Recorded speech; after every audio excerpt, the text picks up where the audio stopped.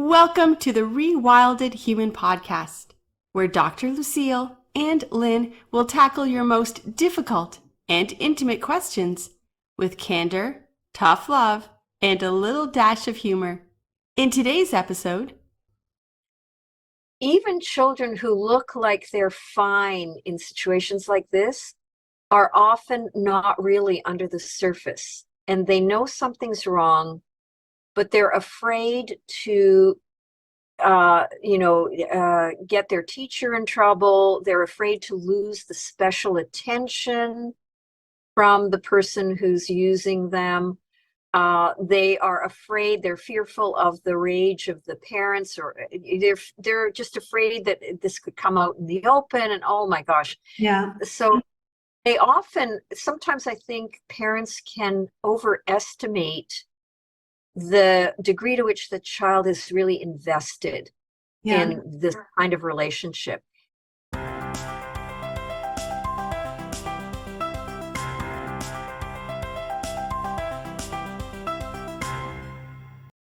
Hello, everyone, and welcome to episode 18. So nice to have you guys back. Hopefully you're not here for the first time, or if you're here for the first time, then welcome.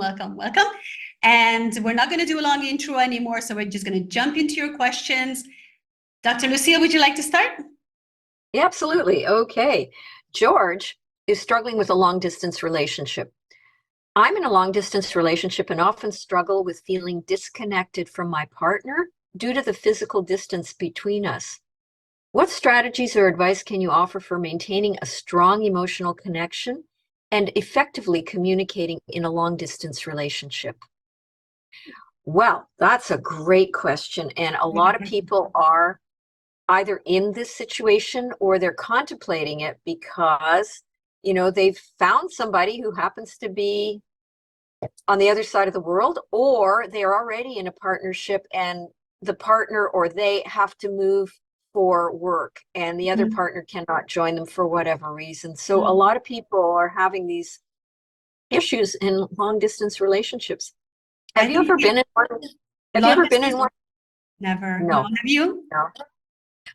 No. And I always, because I have been in the dating scene, and if you're in that, sometimes you have to tell them the diameter of the range of where the other person should live. So like I'm only going to be interested in meeting people who are, I don't know, 50 kilometers away from where I live, and that sort of thing. Makes sense.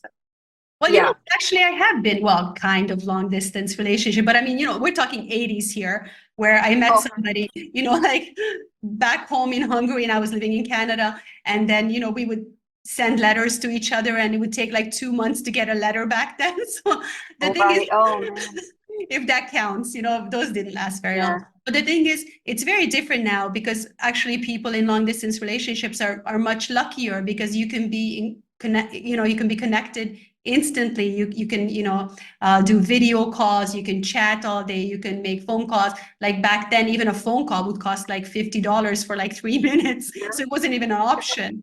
So sending letters, that's a very different kind of long distance relationship. So George, you are very lucky to be in a relationship like that today, where you have all this technology that helps you stay connected. I think that's really, really important. And I think we today, like Lucille said, we have more people in long distance relationships than probably ever before, right? That it's actually quite common. And the physical distance is difficult because, for a relationship, the physical intimacy is really important, and the touch. And hopefully you guys are in a situation where you can go and visit each other quite frequently. And if you do have that option, then it can be actually quite exciting, right? Because you have the anticipation, and absence makes the heart grow fonder. So you have this anticipation of seeing the person again, and waiting and planning for that. So it's like every time you guys are together, it's like a holiday, right? Yes. Without having to deal with the day-to-day issues that most couples that are living together deal with. So I think there are a lot of plus sides, upsides to having long distance relationship. What do you think, Lucille? Well, I think you brought up a really good point, which is that the technology helps us to keep connected, even multiple times a day. Which I think is key. It's absolutely crucial because, you know, and this is where I have a little bit of a background studies in the esoteric world, and we have our own, let's say we have our own energy field around us, but when we meet and we connect with a partner, it's like it's our energy field, their energy field, but then there's a third field that is about the relationship. And that field is something that we have to be aware of. We have to nurture it kind of like a garden. There is an energy field around each of us.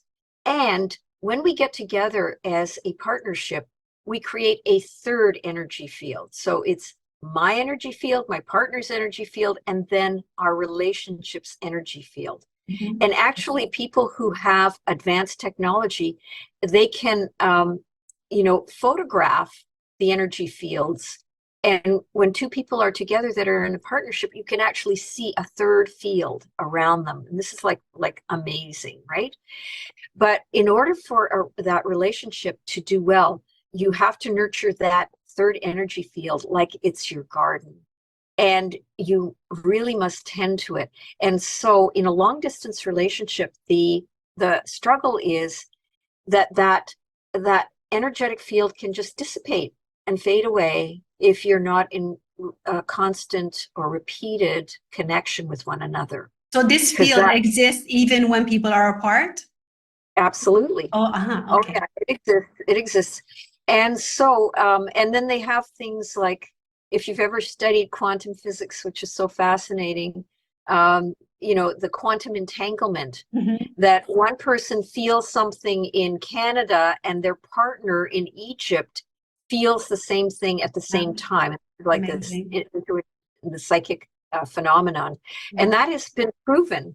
That has been proven that actually works, that we are connected no matter how far apart we are, if we have a strong connection through our heart. Twins have that a lot, like right? Twins. Yeah. Absolutely. So it is really important, as Lynn said, that we make sure that we are tending that garden by constant connection. And that can be, it can be casual. It can be like sending a text with a loving emoji, throughout the day. Certainly getting on a Zoom call would be wonderful, or Skype or whatever.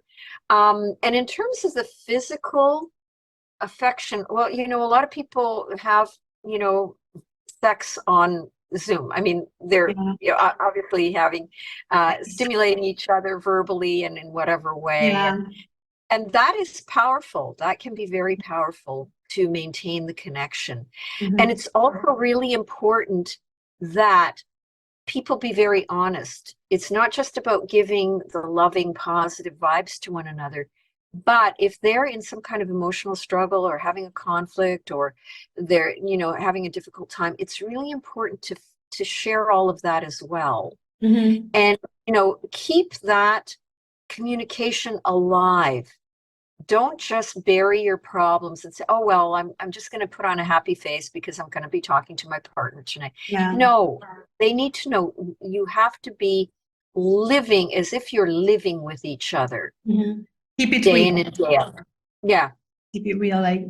Exactly. Keep it very real. And also, if there are any issues that arise between the two of you, you want to clear them as soon as possible. You want to talk about them. You want to discuss what's going on and what the two of you want to do about that, and clear the issues.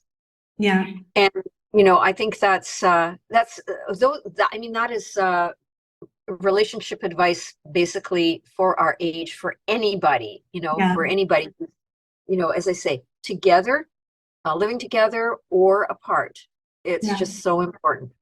Absolutely. So, no, I agree with that completely.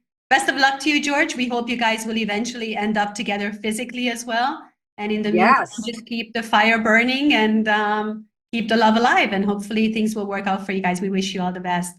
Now, the next question comes from Anonymous. Guys, so keep this in mind. You don't have to tell us your name. So if you want to keep it anonymous and switch things around, please feel free to do so. It's not a problem for us at all. We don't want anyone to get into trouble that, you're mentioning someone or anything like that. So Anonymous says, I'm a mother facing a delicate situation and could really use some guidance. I have reason to believe that my teenage daughter might be involved in a lesbian relationship with one of her teachers. I'm unsure how to approach this matter without causing more harm or pushing her away. How can I address this situation sensitively while ensuring her safety and well-being? Anonymous, you don't say how old your teenage daughter, so I would assume that she's younger than 18, right? So she's not an adult yet, which, the potential relationship could be, well, I mean, you can't have a relationship with your teacher anyway. That would be illegal, right? In any type of situation. But if, well, that's a tough one. I mean, if the daughter is also really into this and she's really into this teacher and you start interfering, then that can also, you can run into issues doing that as well. But I mean, definitely you need to get to the heart of the matter and you need to find out exactly what's going on before you do anything. And I think the best way to do that is to speak with your daughter. What do you think, Lucille? Yeah. I think it is very delicate. I think I would be curious to know, how have you discovered this, or why do you suspect this? Mm-hmm.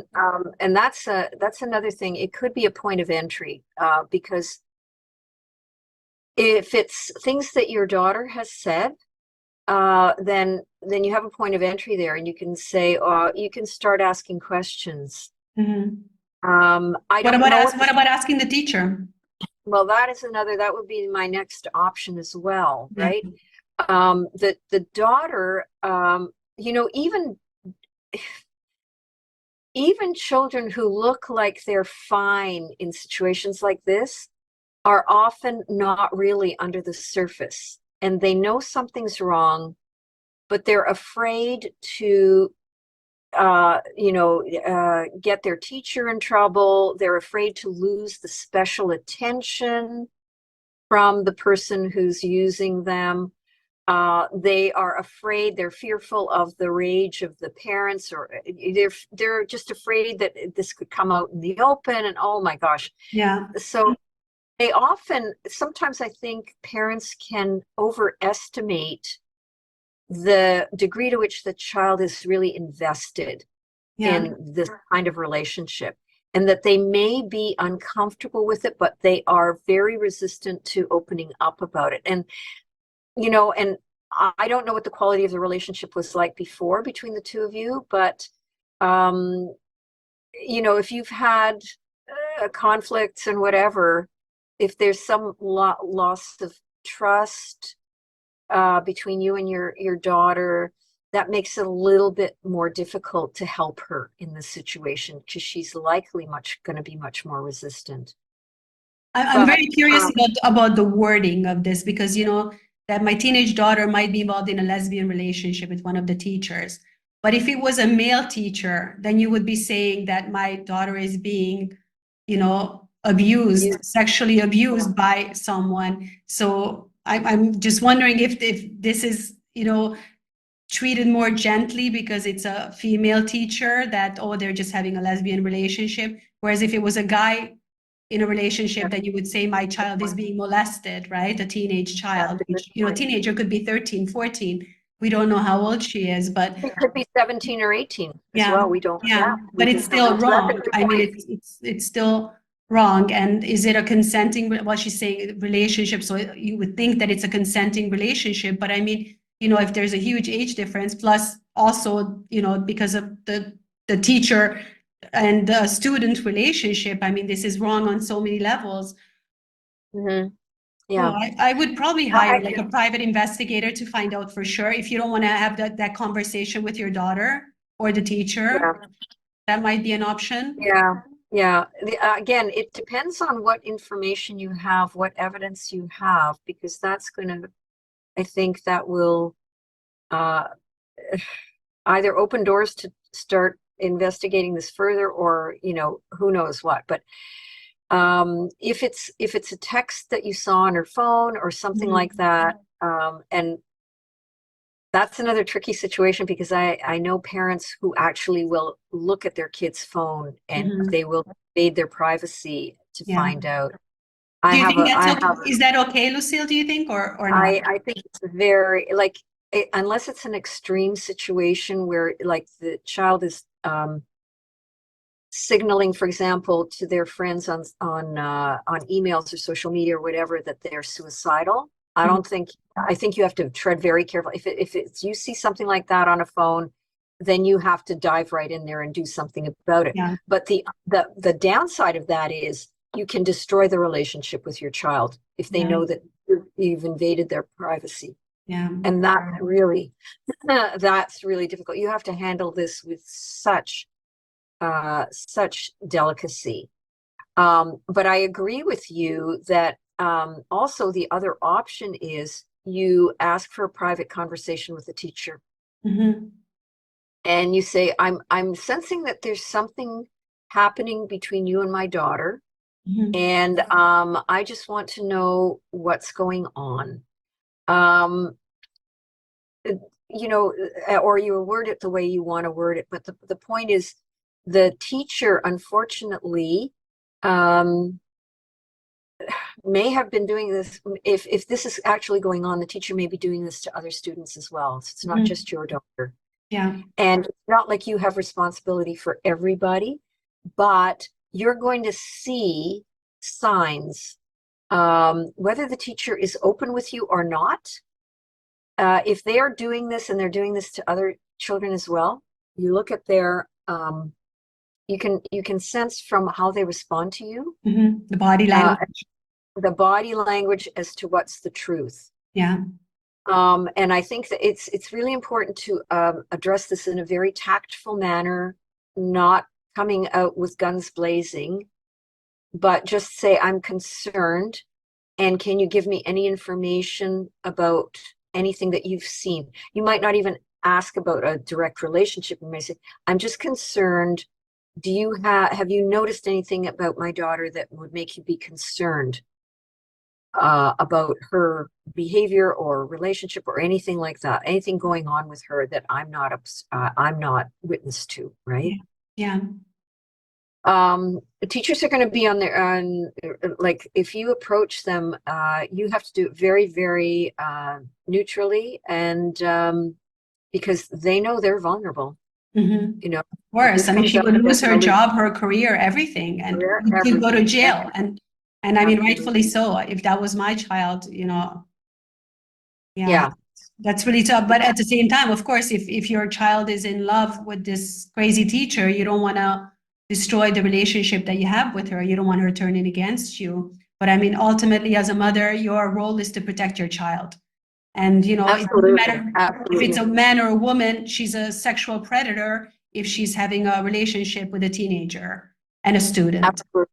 So I think this needs to be addressed. I think so too. And I don't care about how mature, like a lot of people say, oh, well, she was a very mature 16, 17. No, you just don't have the life experience. So that is BS. Absolutely. That is BS. And she's being taken advantage of. And you know, I mean, without even if the student approached the teacher, I mean, you just don't get into anything like that. I mean, absolutely. No, you need to protect your child. And even if your child is upset with you, or it's going to take her some time to get over this needs to be addressed and stopped, because this to me is child abuse. It's sexual child abuse.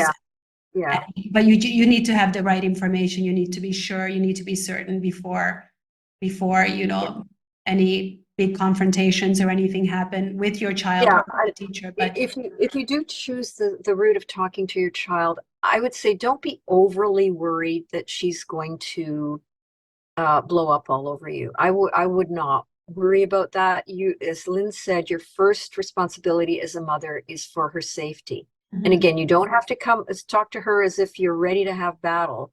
You can choose your words very sensitively and keep reinforcing the fact that you are concerned about her. You're not there to judge her or punish her. You're just concerned. Okay. And you know, sometimes when we think, parents think that they've gone wrong and they've just destroyed the relationship. It's interesting how over the years the child will understand as they mature that this was the most loving thing that the parent could do for them. And so I would say, don't worry about alienating her or having a blow up. Don't worry, just do what you need to do as a mother. Yes, 100%. I completely agree. And please do write back to us and let us know what happened, because Sure. we're quite invested in this story and we'd like to know how it all plays out. And we want to make sure that your daughter is safe. So please do get back to us. Thank you so much for your question. Yeah, thank you. All right, so now we have Maggie, who is struggling with a common problem. I'm fed up with being a people pleaser. How do I stop? I have a friend who keeps bailing out on me whenever we arrange to get together. So far, I've just accepted it, but it makes me angry. The last time I told her I was disappointed, but she blew it off. I'd like to be able to tell her exactly how I feel without backing down. How can I do that? We keep getting similar questions from people, right? This is like a recurring theme with people taking advantage of you and not, not being considerate of your time and canceling in the last minute and things like that. And Maggie, you feel like you're a people pleaser and you don't want to ruffle any feathers. And but until you put your foot down, people are just going to keep walking all over you. I mean, there's you're just gonna keep attracting this kind of person to your life, and it's just going to go on and on until, as Lynn says, you put your foot down. This is an issue of self-esteem, like at the root of it. Like, how much do you respect yourself? And you don't have to get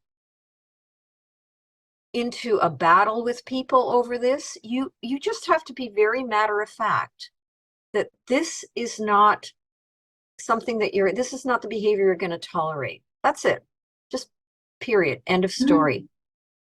And I think also it's important that you remember, like, what's the most important value in your life? Your self-respect or getting this person to approve of you and step all over you?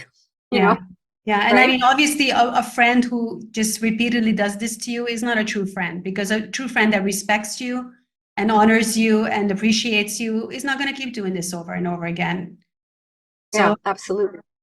You have to think about how important your friendship is to her as well, or is it just a one-sided thing? Yeah, if it's one-sided. If it's one-sided, it's just not gonna work. And eventually you could hold on to your anger but eventually it's gonna burst out of you. You're gonna blow up at her. Yeah. I had that experience when I was younger as well. And I had a very narcissistic friend, but I had such a poor self-esteem that I put up with all her nonsense and how she respected me. And I just sat on it and sat on it and sat on it. And then finally, we were having dinner together, and she said something that really just so offended me. And I totally blew up at her. I just let all the years of pent up, hurt and anger and frustration just poof over the entree. Good for you. And at least I did it, right? It was really messy, and doing it now, I would do it very, very differently.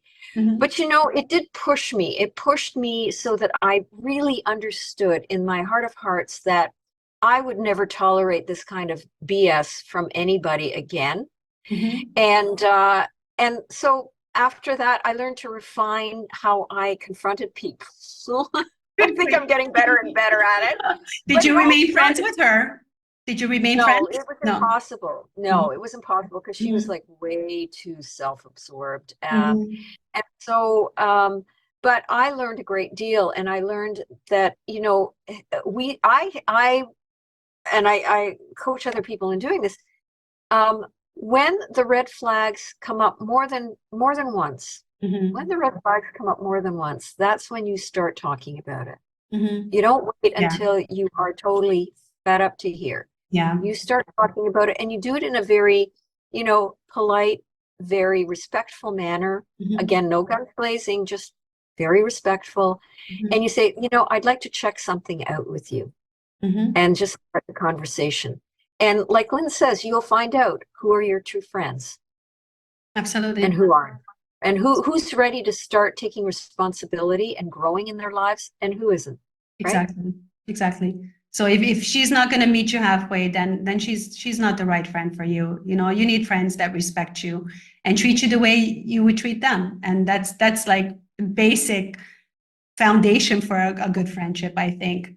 So Maggie, Yeah. speak to your friend and hopefully you guys can resolve this, and maybe it's just an oversight and maybe your friend doesn't even realize this is an issue. And hopefully you guys can overcome this and come out with a better friendship at the end. Yes. That brings us to our last question of today. I am putting my glasses on.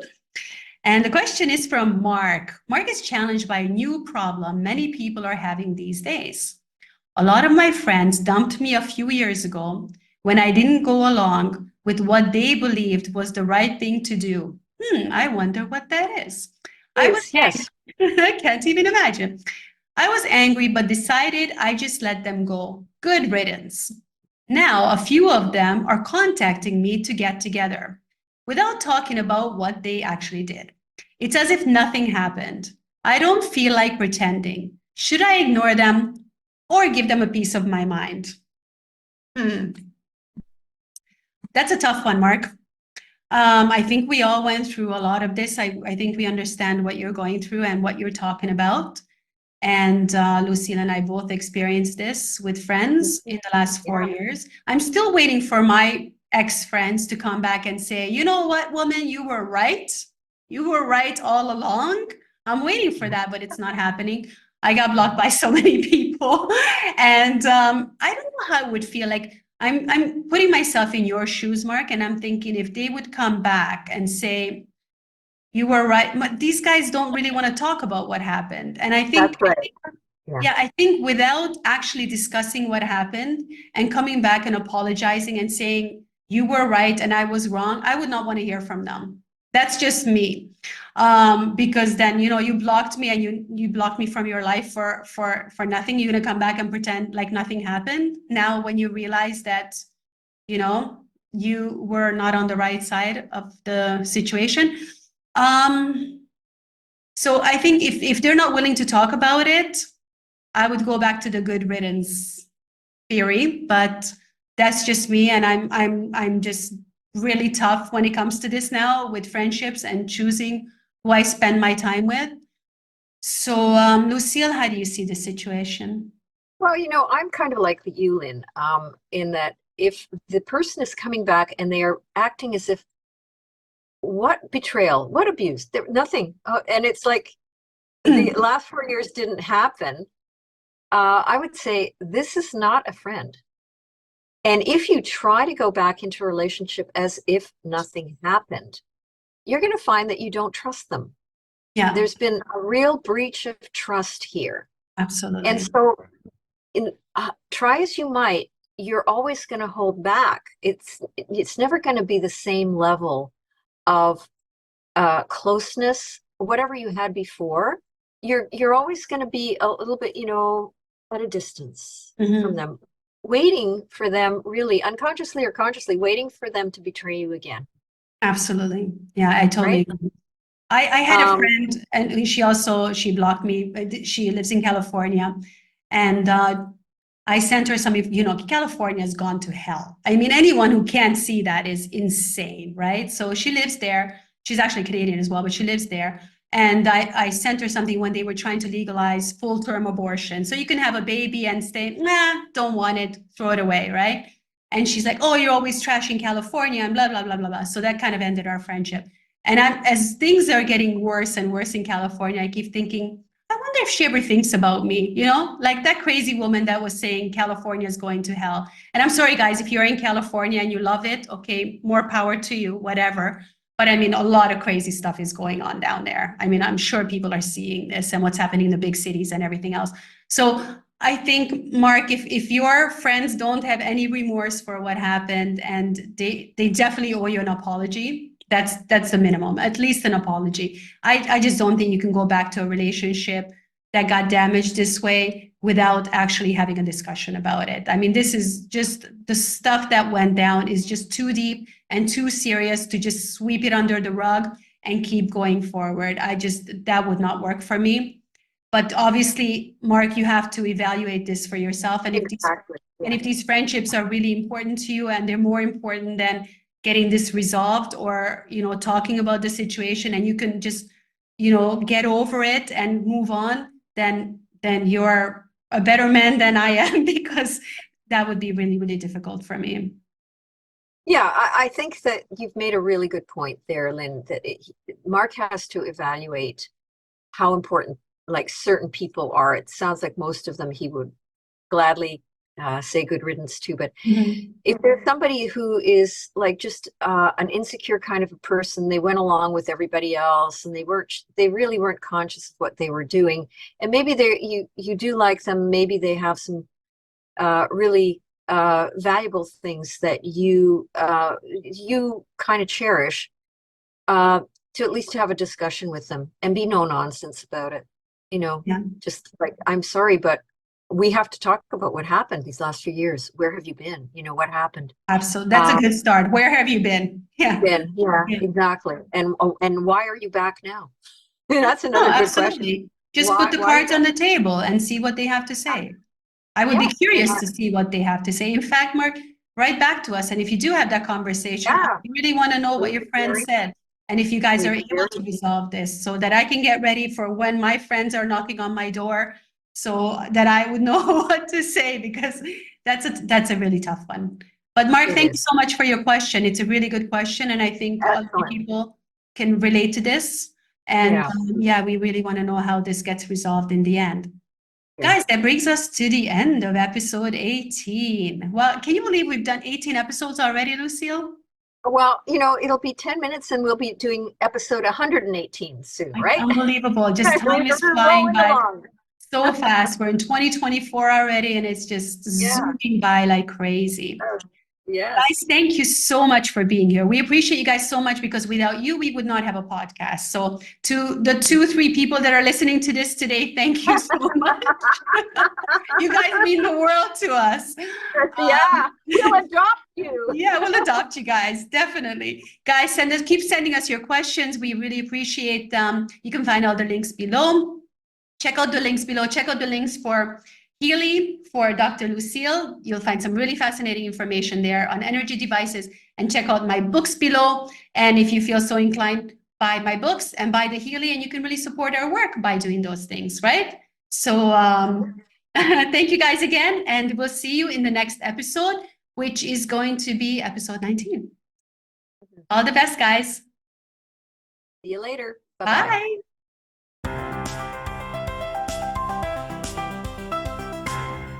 Please be aware that Lynn and I are here to provide insights, advice, stories that are for educational and entertainment purposes only. None of our content should be considered to be personal, medical, or mental health therapy. If you are experiencing a mental health or physical health challenge, please consult the appropriate healthcare specialist. We are here to provide the best possible content in an atmosphere of positive conversation and personal growth.